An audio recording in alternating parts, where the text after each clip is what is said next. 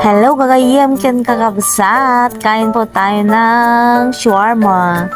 Ito ay malaking shawarma to. Grabe, as in mabubusog ka yan sa isang shawarma. Ang laki, grabe. Hindi mo talaga yan makakain lahat yan. Pwede mo rin siyang pangdalawahan na merienda kung hindi mo kayang kain lahat. Kaya katulad ko, hindi ko rin yan nakain lahat yan. At ayan na nga, kumain na nga ako dyan. Pero sobrang saya niya dyan kasi nga, ang laki. Grabeng laki yan. Kaya ito, masarap talaga yan. Ang laman niyan, yung chicken. Shawarma. Ayan ang laki. Mapapawaw ka talaga sa sobrang laki. Yan si Ate Ann.